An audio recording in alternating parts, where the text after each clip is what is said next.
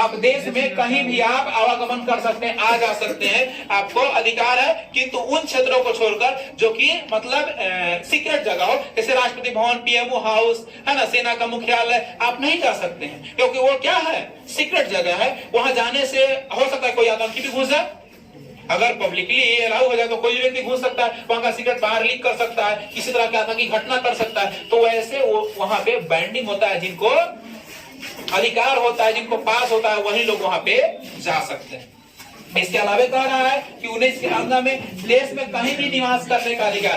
पहले एक जगह छोड़कर सब जगह अधिकार था, लेकिन अब भारत में कहीं भी आप जमीन ले सकते हैं, घर बना सकते हैं, रह सकते हैं, रेंट पर लेकर रह सकते हैं। कैसे रहना नहीं है, पहले जम्मू एंड कश्मीर में आप घर बना के, आवास बना के नहीं रह सकते थे, क्योंकि जम्मू कश्मीर का संविधान 370 जो विशेष राज्य था, और 35 का एक था जो कि वहां आप जमीन खरीद और बेच नहीं सकते थे। इसके लिए वहां पे ये बैंडिंग था, लेकिन अब वो बैंडिंग नहीं है, अब वो पाबंदियां नहीं है कि आप स्वतंत्र रूप से कहीं भी रह सकते हैं, कहीं भी निवास कर सकते हैं। 19 के 6 कहता है, 6 जो है संपत्ति का अधिकार, इसलिए 6 का मैंने वर्णन नहीं किया, उसको हटा दिया गया। 19 के 6 में संपत्ति के अधिकार से रिलेटेड है, तो मैंने हटा दिया है। 19 के 6 है, कोई भी जीविका रोजगार चलाने का अधिकार, यानी आपको दुकान खोलना है खोल सकते हैं, आपको ठेला लगाना है लगा सकते हैं, आपको साइकिल बनाना है दुकान खोलना है खोल सकते हैं, आपको कंपनी लगाना है लगा सकते हैं, आपको कोचिंग खोलना है खोल सकते हैं, आपको स्कूल खोलना है खोल सकते हैं। यानी कोई व्यवसाय आप कर सकते हैं, आपको जीविका चलाने का अधिकार संविधान देती है, जिससे आप अपने क्रियाकलाप करके अपना पेट भर सकते हैं, अपने परिवार को भरण पोषण कर सकते हैं। अब कह रहा है 20 के तहत अनुच्छेद 20 क्या कहता है, अनुच्छेद 20 कहता है कि अपराधों में दोष सिद्धि का संरक्षण। जब तक आपका अपराध जो है वो सिद्ध नहीं होता है, तब तक आपको संरक्षण है। मान लिया मैंने किसी की हत्या कर दी, मुझे तुरंत फांसी नहीं दे दिया जाएगा, वो अपराध को शोध किया जाए, सिद्ध किया जाए। कैसे सिद्ध होता है, पुलिस केस रजिस्टर करेगी, जांच करेगी, लोग का स्टेटमेंट लेगी, उसके बाद फिर कोर्ट में जाएगी, कोर्ट के पास सामने सबमिट करेगी, उधर से वकील पेश करेगा अपना दलील, इधर से हम अपना दलील पेश करेंगे, और दोनों के बाद एक नतीजे पर जज पहुंचता है कि हाँ ये व्यक्ति क्या है, अपराधी है, अपराधी नहीं है ना। वो जब प्रूफ होता है, प्रूफ के बाद क्या होता है, उस व्यक्ति को सजा मिलता है, तब तक आपको संरक्षण मिलेगा आपके दोष सिद्धि का, कि हाँ भाई दोष सिद्ध कीजिए। कोई फलाना व्यक्ति मेरे पे कंप्लेन कर देगा कि हम दोषी हो जाएंगे, आप सिद्ध करके बताइए कि हम दोषी हैं। इसके बाद 21 का प्राण एवं दैहिक स्वतंत्रता।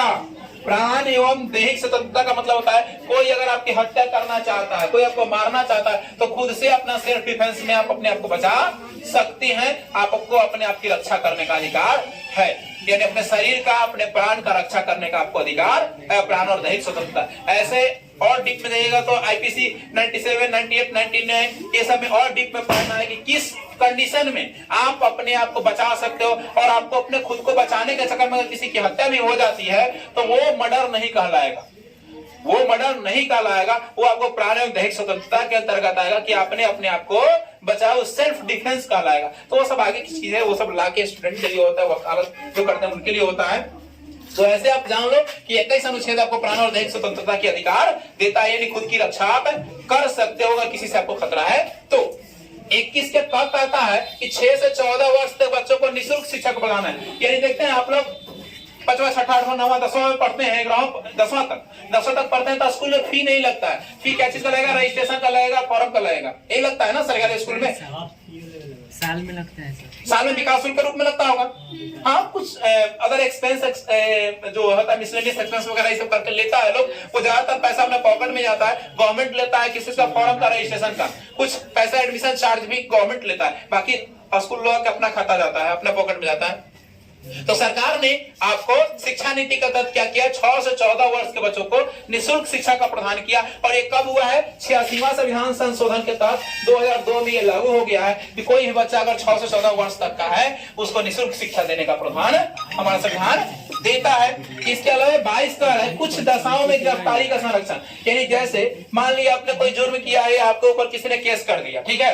अब मान लिया आपके घर में कोई बहुत सीरियस और आप ही घर में इकलौता हो जो कि उसको आप ट्रीटमेंट दे सकते हो या ये कर सकते हो, या आपकी बहुत ज्यादा तबीयत सीरियस है, आप हॉस्पिटलाइज हो, या कोई ऐसा काम है जो आप नहीं पहुंचे तो वो काम खत्म हो जाएगा और करोड़ों अरबों का नुकसान हो जाएगा। तो उस कंडीशन में आपको गिरफ्तारी का संरक्षण दिया जाएगा। आपको टाइम दिया जाएगा, आपको 24 घंटा के अंदर हाजिर होना है, 12 घंटा के अंदर हाजिर होना है। ऐसे ही इसका यूज अक्सर लोग, नेता लोग और फिल्म इंडस्ट्री वाले लोग करते हैं। उसका यूज अक्सर नेता और फिल्म इंडस्ट्री वाले करते हैं। वो बोलते हैं कि हाँ मेरा सिनेमा का ये स्क्रिप्ट फंसा हुआ है, इतना करोड़ का नुकसान हो जाएगा, हम नहीं करेंगे। तो नेता लोग कहते हैं कि हमको ये घोषणा करना है, वो करना है, वो करना है, मतलब काफी कानून को वर्गलाते हैं और इस कंडीशन का, इस अनुच्छेद का उपयोग करते हैं और दोष सिद्धि का संरक्षण ले लेते हैं। यानी कुछ समय के लिए गिरफ्तारी को आप टाल सकते हैं। गिरफ्तार तो आपको होना ही है, लेकिन कुछ समय के लिए गिरफ्तारी को, अरेस्ट वारंट को रोक सकते हैं। 23 कह रहा है मानव व्यापार और मानव अंग व्यापार पर रोक, यानी कोई व्यक्ति किसी मानव को,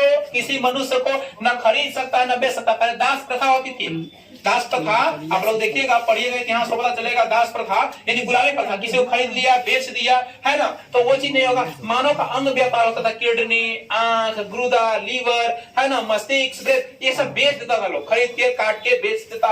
लेकिन वो बेचने का अधिकार नहीं है, न मानव को बेचने का अधिकार है, न मानव किसी अंग को बेचने का, तस्करी करने का अधिकार है। उसके तहत आपको अधिकार है कि कोई ऐसा करता है तो उसके ऊपर सजा हो सकती है। फिर अनुच्छेद 24 कह रहा है 14 वर्ष से कम के बच्चों को कल कारखानों में काम न करने की स्वतंत्रता, यानी 14 वर्ष से अगर कम है तो कल कारखाने में आपको काम नहीं करना है। अगर वैसा करते हैं तो कल कारखानों के मालिक भी पकड़े जाएंगे और आपके गार्जियन भी पकड़े जाएंगे जिनके बच्चे काम कर रहे हैं। यानी 14 वर्ष तक आपको शिक्षा प्राप्त करने का अधिकार है, कल कारखानों में काम करने का अधिकार नहीं देता है संविधान। अनुच्छेद 25 कहता है किसी भी नागरिक को कोई भी धर्म मानने की स्वतंत्रता, यानी कोई व्यक्ति अपनी इच्छा से कोई भी धर्म को मान सकता है स्वतंत्रता पूर्वक। अगर कोई जबरन मनवाता है तो दिक्कत है। किसी भी नागरिक को कोई भी धर्म मानने की स्वतंत्रता है, यानी आप कोई भी धर्म मान सकते हो अपनी स्वेच्छा से, यानी जबरन कोई करता है तो वो गलत है, उसके ऊपर केस हो जाएगा। 26 कहता है कोई भी धर्म प्रबंधन आयोजन करने का अधिकार है। मान लिया आप हिंदू धर्म से हो, हिंदू धर्म के प्रचार प्रसार के लिए आप प्रबंधन करो, लोग को हिंदू धर्म पर जागरूक करो। जो इस्लाम धर्म से है अपने इस्लाम धर्म का प्रचार प्रसार करो, इस्लाम धर्म पर जागरूक करो। तो क्रिश्चियन है क्रिश्चियन धर्म का करो, है ना, बौद्धिस्ट है बौद्ध धर्म करो, जैन है जैन धर्म का करो। यानी जिस धर्म से आप बिलोंग करते हैं उस धर्म के बारे में प्रचार प्रसार प्रबंधन कर सकते हैं, ये संविधान आपको अधिकार देता है। 27 कहता है धर्म से प्राप्त आय पर कर न देने का अधिकार। कोई धर्म के व्यक्ति हो, अगर धर्म से जो आय प्राप्त हो रही है, मंदिर मस्जिद गुरुद्वारा जिसी से हो रहा है, चर्च जिसी से हो रहा है ना, आपके वो प्राप्त आय पर आपको कर नहीं देना पड़ता है। यानी ये संविधान में वर्णित है, यानी जो भी आप धर्म के नाम पे कमाते हो उस पर टैक्स नहीं देना है। यही सबसे बड़ा देश में झोल है। कह रहा है कि 28 का है धार्मिक शिक्षण में जाने और न जाने की स्वतंत्रता, यानी जहां धर्म के बारे में प्रचार प्रसार हो रहा है, ज्ञान दिया जा रहा है, वहां जाने की स्वतंत्रता जा सकते हो, नहीं जाने की स्वतंत्रता मत जाओ। कोई पाबंदी नहीं है कि मंदिर में जाकर पूजा करना ही करना है, मस्जिद में जाके अल्लाह की इबादत करना ही करना है, चर्च में जाके आपको प्रेयर करना ही करना है, ये कोई बैंडिंग नहीं है। आपको करना है करो, नहीं करना है मत करो। कोई धर्म से लेकर सभा हो रहा है उसमें जाने की मन है, जाएंगे, नहीं जाना है नहीं जाएंगे। कोई आपको जबरदस्ती नहीं करेगा कि ना चलना है चलना है चलना है, आपको एकदम नियम है चलना है तो चलना है, ऐसा कुछ नहीं है। 29 का आता है अल्पसंख्यकों का हितों का संरक्षण, यानी SC ST अल्पसंख्यक लोग होते हैं, नहीं सॉरी अल्पसंख्यक कहने का मतलब है जिनकी संख्या कम हो, SC ST हो, चाहे मुस्लिम हो, चाहे वो जैन हो, चाहे बौद्ध हो, जिनकी संख्या वहां कम हो। कम संख्या वाले को अल्पसंख्यक कहते हैं और अधिक संख्या वाले को बहुसंख्यक। तो अल्पसंख्यक के हित की रक्षा करने के लिए संविधान में अनुच्छेद 29 है।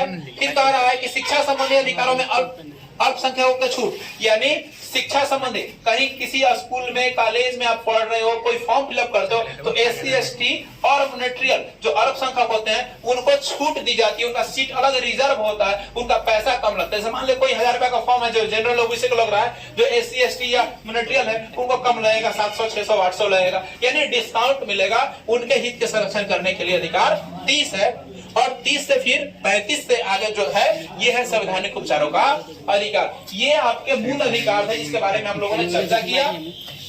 मौलिक कर्तव्य है, मौलिक कर्तव्य की संख्या 11 है। मौलिक कर्तव्य की संख्या कितनी है? 11 है, जो कि लिया गया है। कर्तव्य कहां से लिया गया? अभी मैंने बताया है रूस से। कर्तव्य नहीं मानिएगा रूस जाइएगा, है ना। कर्तव्य नहीं मानिएगा तो बोल देगा क्या हो जाएगा? रूस जाइएगा। वो न्याय में क्या है? अपरिवर्तनीय है, उसको परिवर्तन आप नहीं कर सकते हो। न्यायालय में उसको परिवर्तन, मान लिया झंडा को सम्मान देना है, कल से अपमान कीजिएगा। आज माता पिता को पैर छू रहे हैं, कल लाठी मारिएगा नहीं, है ना।